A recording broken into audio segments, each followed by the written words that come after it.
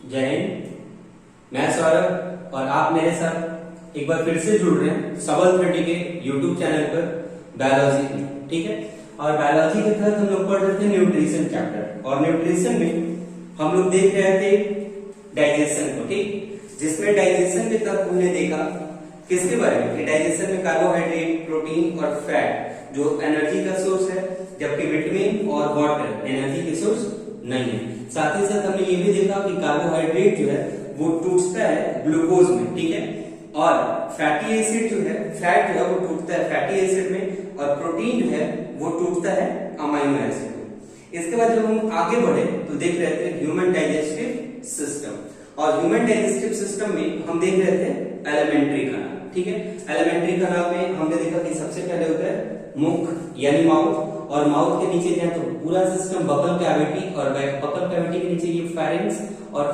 Pharynx के नीचे यानी यहां से लेकर और स्टमक को जोड़ने के लिए एक आता है फूड पाइप। ठीक है, और उस फूड पाइप के बाद हमने देखा स्टमक, फूड पाइप को हम ऑसोफेगस या ग्राफ नली भी कह सकते हैं। इसके बाद हमने देखा स्टमक, स्टमक के नीचे हल्का सा रहता है स्मॉल इंटेस्टाइन, और स्मॉल इंटेस्टाइन को तीन पार्ट में हमने देखा, क्या, ड्यूडेनम, जेजुनम और इलियम। ठीक है, और इसके बाद हम स्मॉल इंटेस्टाइन के नीचे जाते हैं तो मिलेगा लार्ज इंटेस्टाइन यानी बड़ी आंत। ठीक है, स्मॉल इंटेस्टाइन लगभग 6 मीटर उसकी लेंथ होती है, जबकि लार्ज इंटेस्टाइन लगभग 1.5 मीटर लंबा होता है यानी 1.5 मीटर, और पूरा जो एलिमेंट्री कनाल है वो लगभग 9 मीटर का होता है। ठीक है, तो जब हम देख रहे थे लार्ज इंटेस्टाइन तो उसमें हमने देखा सीकम, कोलन और रेक्टम, जिसको हम मलाशय कह सकते हैं। इसके आगे जब हम बढ़ते हैं, लार्ज इंटेस्टाइन से आगे बढ़ेंगे तो एनस होगा, और वहीं से जो वेस्ट प्रोडक्ट होंगे वो बॉडी से बाहर निकल जाएंगे। तो ये तो था ह्यूमन बॉडी का एक सिस्टम की कौन कहां सा पार्ट है और किसका क्या रोल है वो हम आज पढ़ेंगे। ठीक है, साथ ही साथ एक चीज और भी हम ध्यान देंगे कि जैसे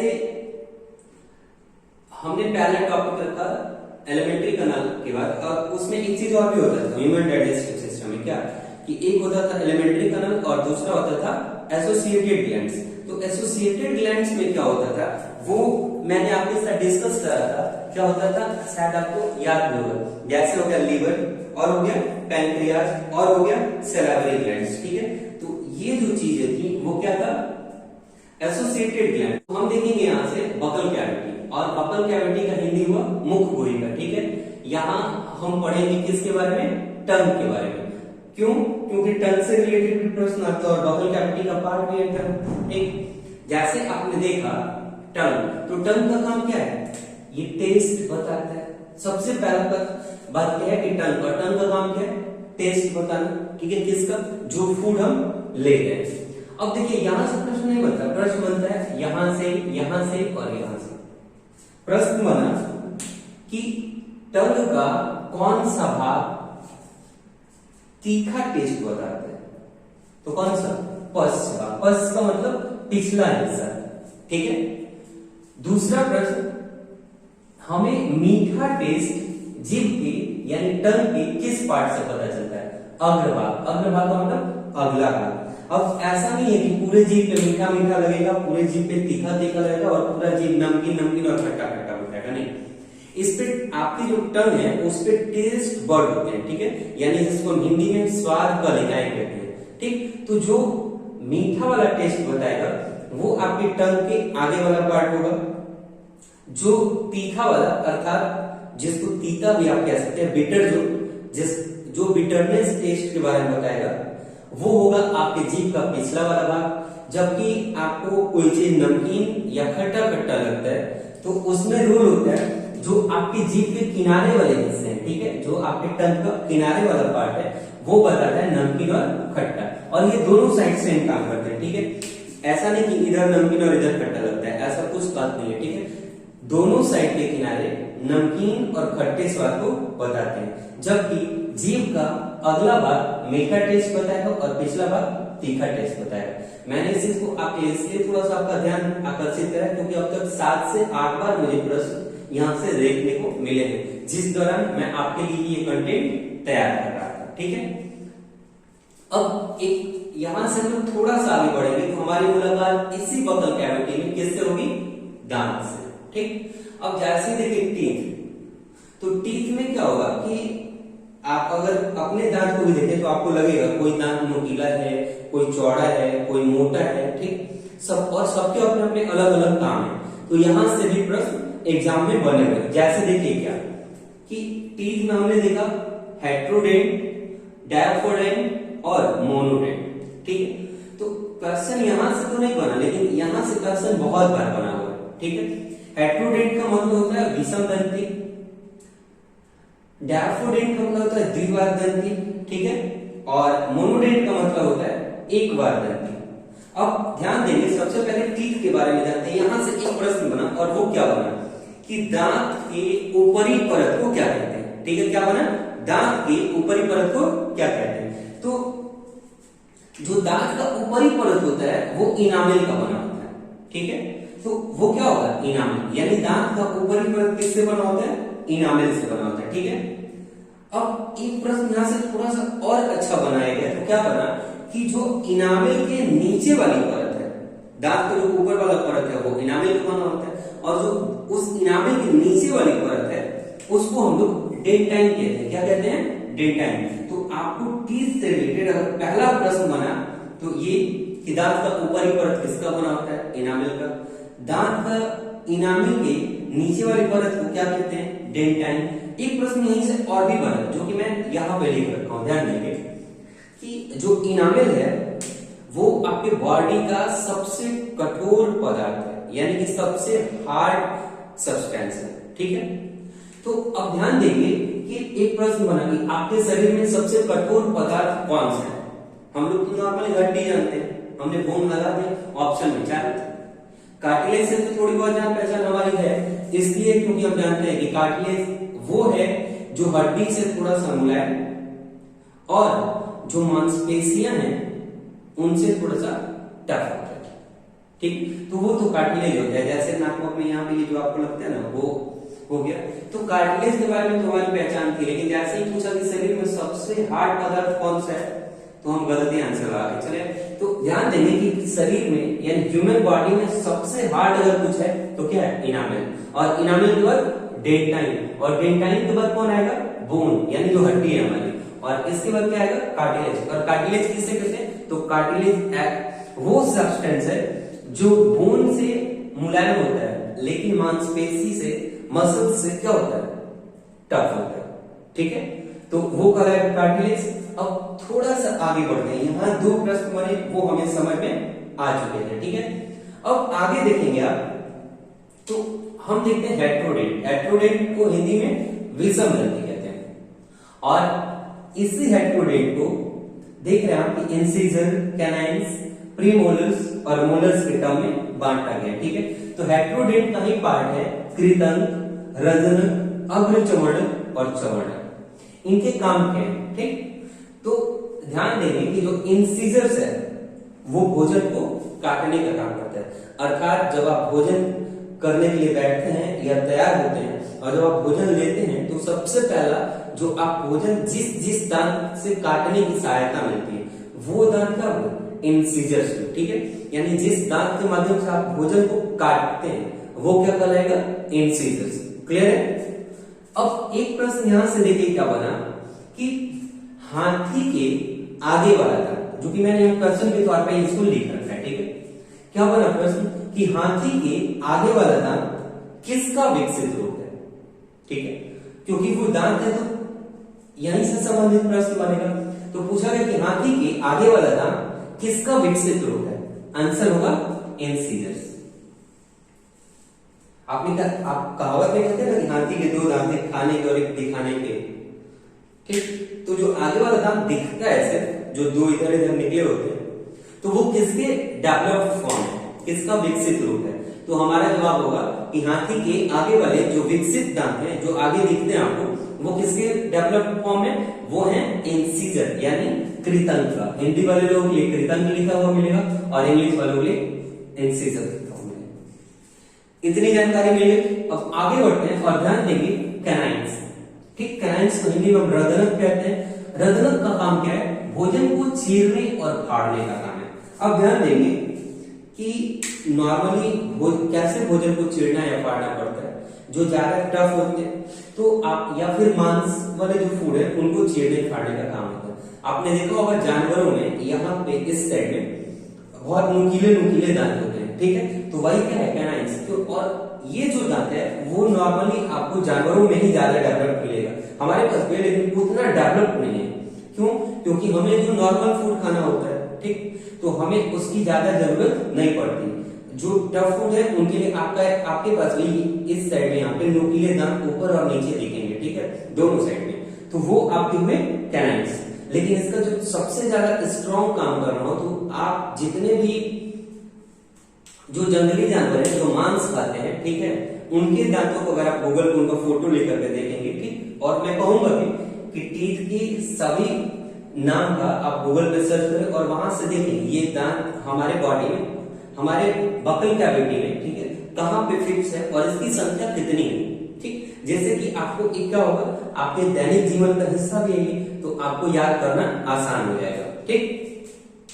तो ये रहा रत्न का काम है भोजन को चीरने फाड़ने का, ठीक है, जो कि मनुष्य में सबसे कम विकसित दांत होता है। ये भी पूछ सकते हैं प्रश्न कि सब मनुष्य में सबसे कम विकसित दांत निम्न में से कौन सा है, इंसिजर्स, कैनाइन्स, प्रीमोलर्स, मोलर्स। तो आपका जवाब होगा कैनाइन्स यानी रत्न।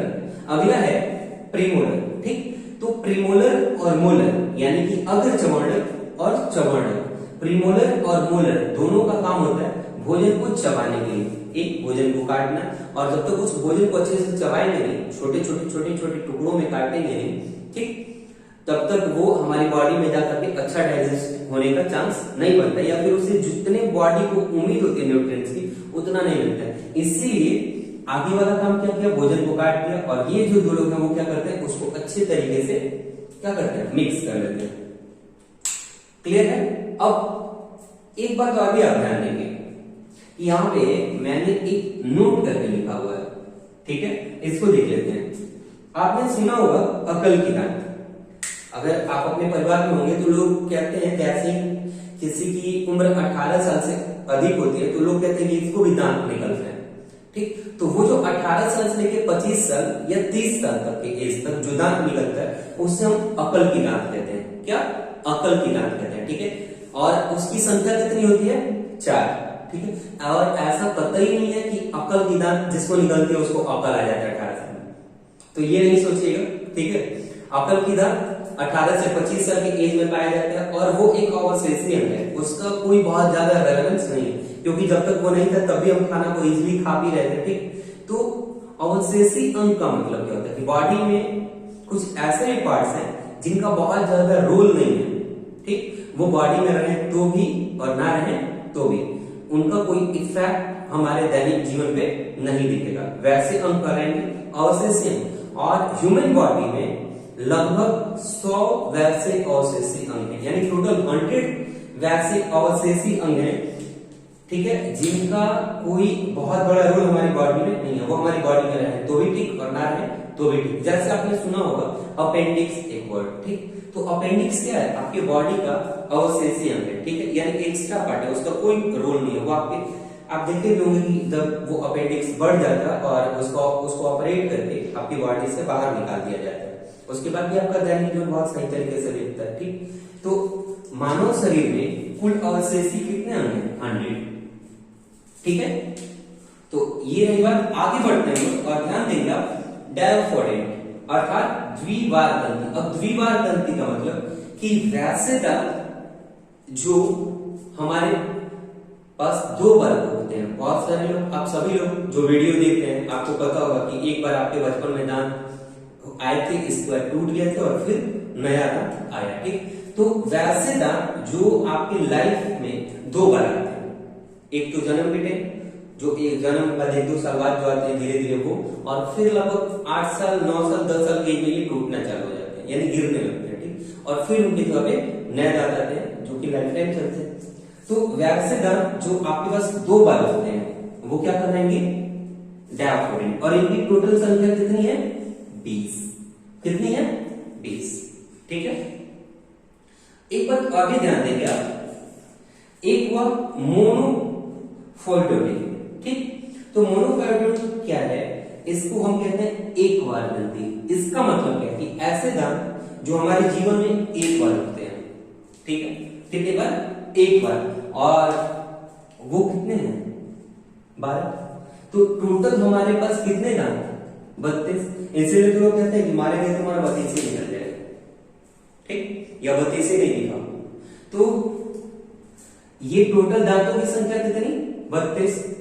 अब देखिए ये जो आप देख रहे हैं तो इनकी ही संख्या टोटल आगे बढ़ेंगे तो आप जोड़ेंगे तो 32 होगा। इसीलिए मैं कहा कि आप गूगल कीजिए। इसकी संख्या मैं लिख भी सकता था आपके साथ, नहीं लिखने का यही पर्पज रहा कि आप गूगल करें और देखें कि हमारे मुख में कौन, इसमें से कौन सा दांत किधर है। जैसे नाम तो मैंने आपको बता दिया, अब आप उसका लोकेशन देखिए और लोकेशन देखने के बाद उनको खुद आप गिनिए अपने मुंह में कि आपका 32 किधर किधर है, ठीक है, और क्या क्या नाम है। और उस हिसाब से जो आप अपने दिमाग में सेट कर लेंगे तो कभी क्वेश्चन पूछ दे इंसिजर टोटल माउथ में कितने हैं आप बता सकते हैं, कैनाइन्स कितने हैं, प्रीमोलर्स कितने हैं, मोलर्स कितने हैं, इजिली आप बता सकते हैं, ठीक है।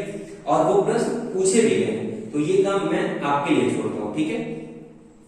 अब आगे बढ़ते हैं लोग, और देखिए मैंने यहाँ एक नोट करके लिखा है क्योंकि मैंने अभी भी बताया कि दांत की ऊपरी परत को इनामेल कहते हैं, जो बॉडी का सबसे टफेस्ट पार्ट है, ठीक है। तो वो इनामेल बना किसका होता है, ये एक प्रश्न मुझे देखने को मिला था कि इनामेल किसका फॉर्मेशन है, ठीक। तो इनामेल कैल्शियम कार्बोनेट से भी बनता है, यानी कैल्शियम कार्बोनेट का भी फॉर्मेशन है इनामेल, यानी इनामेल में हमें कैल्शियम कार्बोनेट मिलेगा, या फिर इनामेल जो है वो कैल्शियम फॉस्फेट से भी बनता है। किससे किससे? या तो कैल्शियम कार्बोनेट से या फिर कैल्शियम फॉस्फेट से, ठीक है। इन दोनों में से दोनों का बना होता है क्या? इनामेल, ठीक है। अब एक बार ध्यान देंगे कि प्रश्न एक और नया देखने को क्या मिला कि कैल्शियम कार्बोनेट और कैल्शियम फॉस्फेट के मिक्सचर को क्या कहते हैं? कैल्शियम कार्बोनेट और कैल्शियम फॉस्फेट के मिक्सचर को क्या बोलते हैं? तो इसको बोलते हैं कैल्शियम हाइड्रोक्सी एपेटाइट। क्या बोलते हैं? Calcium hydroxy apatite. और देखिए मैं आपके साथ वीडियो में प्रयास यही करता हूं कि मैं टॉपिक के दौरान भी उन्हीं क्वेश्चंस को इंटरलिंक करके चैप्टर में आपके सामने लाऊं जिनसे प्रश्न पीछे के एग्जाम्स में बने होंगे। और मेरे लिए अगर ये वीडियो बनाने का सबसे ज्यादा बेसिक बुक है तो वो है आपके प्रीवियस ईयर के क्वेश्चन पेपर, ठीक। मैं उनको ही आधार मान करके और आपके लिए वीडियोस तैयार करता हूं। तो आप एक काम कीजिए कि आप सभी डायरेक्शन में पढ़ रहे हैं या नहीं, इसके लिए आप अपने पास क्वेश्चन बैंक जरूर रखें। और जो चैप्टर खत्म होते हैं, जैसे कि इकोनॉमिक्स में मैंने इन्फ्लेशन खत्म कर रखा है, ठीक, उसमें मैंने 5 ईयर प्लान खत्म कर रखा है जो कि प्लेलिस्ट में आपको मिल जाएंगे, एक अरेंजमेंट, ठीक है। और वहां पे हम लॉ ऑफ डिमांड पढ़ने वाले हैं। उसी तरह से मैंने केमिस्ट्री आपको पढ़ा हुआ, ठीक। तो केमिस्ट्री में भी 3 चैप्टर मैंने पढ़ा रखा है, उसे आप जाके कंप्लीट जो चैप्टर है उसे आप आराम से देखें, ठीक है। और वो तीनों चैप्टर प्लेलिस्ट में कंप्लीट है, केमिस्ट्री के नाम से, इकोनॉमिक्स के नाम से, बायोलॉजी हम पढ़ रहे हैं, ठीक है, जिसमें कि आज वाले वीडियो के बाद एक चैप्टर कंप्लीट हो जाएगा न्यूट्रिशन, जिसको आप ह्यूमन न्यूट्रिशन कंप्लीट हो जाएगा, फिर प्लांट न्यूट्रिशन बचा रहेगा। तो प्लांट न्यूट्रिशन जब हम कंप्लीट कर लेंगे तो आपको बोलेंगे, फिर आप जाके आराम से क्वेश्चंस लगाइएगा, ठीक है। और अगर वीडियो सही लग रहा है तो वैसे लोगों को जरूर दिखाएं जिनके पास फोन नहीं है, क्योंकि जिसके पास फोन है वो खुद सर्च करेगा और उसको अच्छा लगेगा तो वो देखेगा, लेकिन जिसके पास फोन नहीं है उसके पास सर्च का ऑप्शन नहीं है, तो आप उनके साथ ये वीडियो जरूर साझा करें, ठीक है। तो हम लोग देख रहे थे बकल कैविटी, ठीक है। और बकल कैविटी में हमने देखा टंग और किसको देखा? टीथ को। अब चूंकि टीथ को देखा तो भोजन यहां से तो टुकड़े टुकड़े हो गए। अब इसके बाद ध्यान देंगे कि बकल कैविटी में जब टंग है, टीथ है, भोजन टुकड़े टुकड़े होंगे, ठीक। फिर टंग के साथ मिक्स होंगे तो यहां से लार निकलेगा, ठीक है। तो आइए यहां से देखते हैं डाइजेशन इन बकल कैविटी। ध्यान देंगे कि जब हम भोजन को क्या करते हैं? च्यू करते हैं, अर्थात चबाते हैं, ठीक। तो उस दौरान क्या होगा? लार उत्पन्न होगा और उस लार में एक एंजाइम पाया जाता है, ठीक है। क्या पाया जाता है? टायलिन, ठीक है। तो उस लार में क्या पाया जाता है? टायलिन, ठीक है। और यहीं से एक चीज ध्यान देंगे, लार में पाया जाने वाला एंजाइम, पहला क्वेश्चन, टायलिन, ठीक है। यह टायलिन भोजन में तो स्टार्च, और स्टार्च को एक अन्य नाम से भी जानते हैं मंड, ठीक है। तो भोजन में पाया जाने वाला स्टार्च होता है, ठीक है। ये जो टैलिन है वो क्या है, जो भोजन में हम स्टार्च पाते हैं वही क्या है, ये टैलिन है, ठीक। उसे अब एक बात ये भी ध्यान देंगे, ये जो टैलिन है, ठीक है, ये टैलिन क्या करेगा, ये भोजन में जो स्टार्च होते हैं उससे माल्टोज में बदल देगा। क्या करेगा ये टैलिन, जो भोजन में स्टार्च होंगे उसे किस में बदल देगा, माल्टोज में, ठीक है। और इस वजह से क्या होगा कि भोजन में पाए जाने वाले जो कार्बोहाइड्रेट हैं उनका पाचन शुरू हो जाएगा। तो कार्बोहाइड्रेट, एक क्वेश्चन यहां से ये बना कि भोजन में जो कार्बोहाइड्रेट मौजूद है उसका पाचन कहां से शुरू हो जाता है, बकल कैविटी से, ठीक है। जबकि स्टमक में किसी भी प्रकार के कार्बोहाइड्रेट का पाचन नहीं होता। यहां मैंने देखिए नोट करके लिखा हुआ है कि आमाशय में कार्बोहाइड्रेट का पाचन नहीं होता। कार्बोहाइड्रेट का पाचन कहां शुरू हो जाता है, बकल कैविटी में। तो ये इंपॉर्टेंट क्वेश्चन आपके साथ बन सकता है। ध्यान देंगे कि टैलिन को ही एक और अन्य नाम से भी जानते हैं, कौन, सलाइवरी अमाइलेज। क्या, सलाइवरी अमाइलेज के नाम से भी इसे हम जानते हैं, ठीक है। और मैंने जो भी कहा लार में पाया जाने वाला एंजाइम क्या है, टैलिन। तो टैलिन कहां से होता है, लार ग्रंथियों से निकलता है। तो ये थी जानकारी आपको डाइजेशन इन बकल कैविटी से, जो कि 3-4 क्वेश्चन यहां से बन सकते हैं। एक, लार में पाया जाने वाला एंजाइम टैलिन, कार्बोहाइड्रेट का पाचन कहां से शुरू हो जाता है, बकल कैविटी से, ठीक है। टैलिन क्या काम करता है, तो जो भोजन में स्टार्च है उनको कन्वर्ट कर देता है किसमें, माल्टोज में। तो ये भी पूछ सकता है कि स्टार्च को माल्टोज में कन्वर्ट कौन करता है, और ऑप्शन में अगर टैलिन दिया हो तो ऑप्शन हो सकता है हमारा, ठीक। आगे बढ़ेंगे हम और देखेंगे डाइजेशन इन स्टमक, ठीक है। स्टमक जिसको हम अपने बोलचाल की भाषा में पेट कहते हैं, लेकिन अगर बायोलॉजी के टर्म में देखें तो इससे ही हम आमाशय कहते हैं। और इससे पहले एक छोटी सी बात कि मैंने आपको बताया था कि बकल कैविटी के बाद आपको मिलेगा ग्रास नली, जिसको हम फूड पाइप कहते हैं, ठीक। तो बकल कैविटी से स्टमक को जोड़ने का जो काम करेगा वो कौन करता है, वही कौन, जो फूड पाइप है वो, ठीक है। अब यहाँ पे देखिए वही मैंने लिखा है, बकल कैविटी के बाद आहार नाल के माध्यम से, यानी कि जो फूड पाइप है उसके माध्यम से भोजन कहां पहुंचा, पेट में, और यहाँ कुछ देर तक आराम से भोजन रुकेगा। इसके दौरान कुछ काम भी होगा, जैसे देखिए क्या होगा कि जैसे ही भोजन पेट में पहुंचेगा, पेट में एक एंजाइम पाया जाएगा, ठीक, और वो क्या है, उसे हम HCl के नाम से जानते हैं, ठीक है। होगा क्या कि जैसे ही भोजन पेट में पहुंचेगा HCl सीक्रेट होना चालू हो जाएगा, यानी कि आपके पेट से वो एक एंजाइम निकलना चालू होगा, क्या, HCl, ठीक है। तो HCl कहां सीक्रेट होगा, हमारे स्टमक में, ठीक है। इतनी बात क्लियर हुई। अब एक बात ध्यान देंगे कि HCl के बारे में तो आपने सुना होगा कि बहुत खतरनाक है, बॉडी में गिर जाए तो तुरंत वहां जला देता है, फिर ये पेट को क्यों नहीं जलाता, ठीक। ये एक प्रश्न बनेगा कि HCl पेट को क्यों नहीं जलाता जब ये वहां से सीक्रेट होता है, तो क्योंकि HCl तो अपने आप में खतरनाक है, अगर किसी बॉडी के पार्ट पे गिर जाए तो वहां जला सकता है, उसको हानि पहुंचा सकता है उसको, ठीक। तो होता क्या है कि इसी पेट में एक लेयर होता है, ठीक, क्या, जिसको हम मस्कस लेयर के नाम से जानते हैं, या म्यूकस लेयर भी उसको कहते हैं, क्या कहते हैं, म्यूकस लेयर, ठीक है। और वो म्यूकस लेयर इतना चिकना होता है जिसकी वजह से HCl वहां टिक ही नहीं पाता और उसका कोई इफेक्ट पेट की दीवारों पर नहीं हो पाता है, क्लियर है। तो HCl हमारे पेट की दीवारों पे कोई प्रभाव क्यों नहीं डाल पाता है, ड्यू टू म्यूकस लेयर, ठीक है। अब ध्यान देंगे कि HCl हमारे पेट में तो दीवारों से निकलने लगता है, इसका काम क्या है हमारे पेट के अंदर, तो इसका मेन 2 काम है। पहला कि हम जो फूड अपने अंदर लेते हैं, ठीक है, तो जो फूड अपने अंदर लेते हैं उसके दौरान हमारे शरीर में कुछ ऐसे बैक्टीरिया भी जाते हैं जो हमारे शरीर को नुकसान पहुंचाते हैं। तो पहला काम करता है कि जो फूड के साथ जाने वाले वैसे बैक्टीरिया जो हमारे शरीर को नुकसान पहुंचाएंगे, हमें किसी तरह की डिजीज दे सकते हैं, ठीक है, उनको मारने का काम करता है। पहला काम कि उस तरह के बैक्टीरिया को क्या करता है, मारने का काम करेगा। दूसरा काम क्या होगा इसका, ठीक है, और दूसरा काम ये होगा कि हमारे पेट के अंदर भी ऑलरेडी पहले से भी कुछ एंजाइम पाए जाते हैं, ठीक है, हमारे आमाशय में, स्टमक में, पेट में, जो भी नाम शब्द में, ठीक है, उसके अंदर भी कुछ एंजाइम पाए जाते हैं, ठीक है। उस एंजाइम को क्या करता है, ये एक्टिवेट कर देता है, क्योंकि वो जो एंजाइम है वो आराम से स्थिर पड़े रहते हैं, ठीक है। तो उनको क्या करेगा कि जैसे HCl निकलेगा वो लोग एक्टिवेट हो जाएंगे, ठीक है, और एक्टिवेट होकर के वो अपना काम करना शुरू कर देंगे। तो इस तरीके से हमारे भोजन का पाचन क्या होगा, शुरू होना स्टार्ट हो जाएगा। तो HCl के दो मेन काम है, एक भोजन के साथ आने वाले जो गलत चीजें हैं, जैसे जो रोगाणु है उनको हम कह सकते हैं, ठीक है, जो डिजीज पैदा करने वाले बैक्टीरिया है उनको मारने का काम करेगा।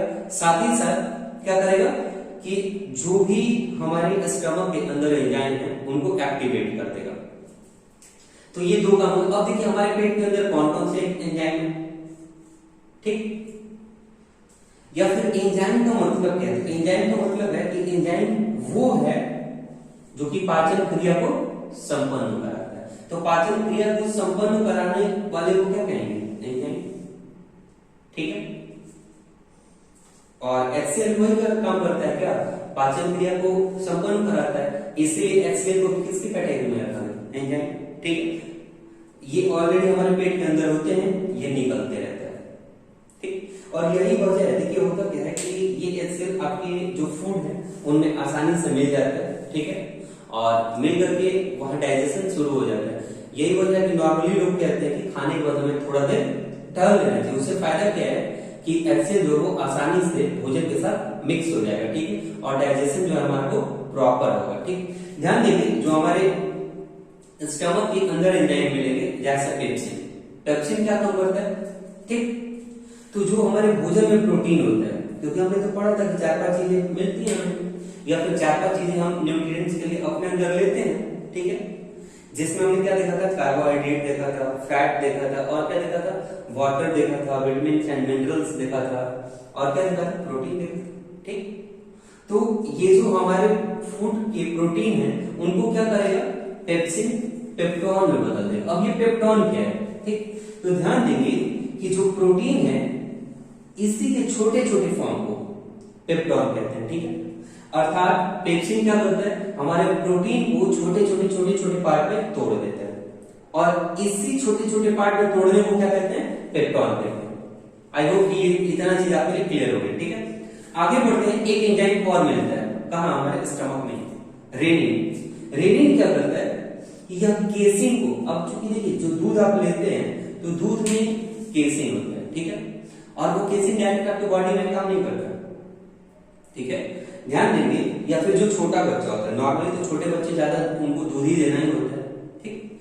तो ध्यान देंगे कि ये जो रेनिन है, ठीक, यह केसिन को, यानी दूध में मौजूद जो केसिन है उस केसिन को कैल्शियम की मदद से क्या करेगा, कैल्शियम पाराकैल्सिनेट में बदल देगा। आप देखते हैं नॉर्मली जो छोटा बच्चा होता है दूध पिया और थोड़ी देर बाद अगर फेंक देता है तो वो डायरेक्ट मिल्क नहीं आता, कोएगुलेट टाइप हो गया, जमा हुआ दही टाइप आता है, ठीक। तो आखिर क्या होता है, पिया उसमें दूध फेंक रहता है, तो यही प्रोसेस होता है कि जो पेट के अंदर रेनिन है एंजाइम, वो उसके दूध में पाए जाने वाले केसिन को क्या किया, कैल्शियम की मदद से ब्रेक कर दिया, किसमें, कैल्शियम पाराकैल्सिनेट में, ठीक है। अब एक एंजाइम और भी मिलेगा हमारे पेट के अंदर, कौन सा, लाइपेज। लाइपेज का काम क्या है कि जो हमारे बॉडी में फैट है, ठीक है, या फिर जो भी फैट हम लेते हैं उसको क्या करेगा, उस फैट को फैटी एसिड और ग्लिसरॉल के फॉर्म में तोड़ देगा। मैं इन चीजों पे भी, छोटी छोटी चीजों पे भी डिस्कस करता चलूंगा, जैसे जैसे इनका आगे यूज मिलेगा ना उन सभी चीजों को हम एकदम इन डिटेल बताते जाएंगे। अगर ग्लिसरॉल की जरूरत हमें आगे पड़ेगी तो वहां हम इसको इन डिटेल एकदम ब्रेक कर देंगे इजिली, ठीक है। तो इसलिए आपको टेंशन नहीं लेना कि कोई चीज छूट रही है, छूटने का कोई नाम ही नहीं लेगा, ठीक। इसलिए नहीं लेगा क्योंकि मैं उस हर एक चीज को अपने तरीके से अरेंज करके पढ़ा रहा हूँ, ठीक। जिस दिन मैंने कहा कि बायोलॉजी खत्म, उस दिन आप मेरा विश्वास रखें, एक भी चीज आपको ऐसा नहीं लगेगा जो छूट रहा है, और अगर आपको लगेगा कि छूट रहा है तो आप उसमें बताएंगे, जो चीजें आप कहेंगे वो मैं आपको पढ़ा दूंगा, ठीक है। तो इसलिए आपको थोड़ा सा भी टेंशन नहीं लेना, ठीक, और आराम से सामने वाले पे फेथ करके वीडियोस को देखें। साथ ही साथ एक काम और करें कि उसका डिटेल एक नोट्स प्रॉपर बनाते रहिए, क्योंकि एग्जाम टाइम में ये वीडियो काम नहीं आएगा, इसलिए नहीं आएगा क्योंकि इसका लेंथ ज्यादा रहेगा, ठीक। एक आपके पास जो नोट्स रहेगा उसको आप अगर 2-4 बार पढ़े रहेंगे तो इजीली दिन भर में पूरा बायोलॉजी खत्म कर सकते हैं, जबकि दिन भर में पूरा वीडियो दोबारा नहीं देख सकते हैं, ठीक है। इसलिए आपसे एक आग्रह होगा कि आप वीडियो जब आप देख रहे हैं इसी समय, तो इसी समय एक शॉर्ट नोट्स भी बनाते चले प्रॉपर वे में, ठीक है, क्योंकि हम वीडियो भी आपको प्रॉपर वे में दे रहे हैं। फिर मिलेंगे और उस समय जब मिलेंगे तो क्या होगा, स्टमक के बाद क्या आएगा, स्मॉल इंटेस्टाइन, तो हम पढ़ेंगे डाइजेशन इन स्मॉल इंटेस्टाइन अगले वीडियो में, ठीक है। तब तक के लिए बाय बाय, आप लोग अपना ख्याल रखिए, जय हिंद।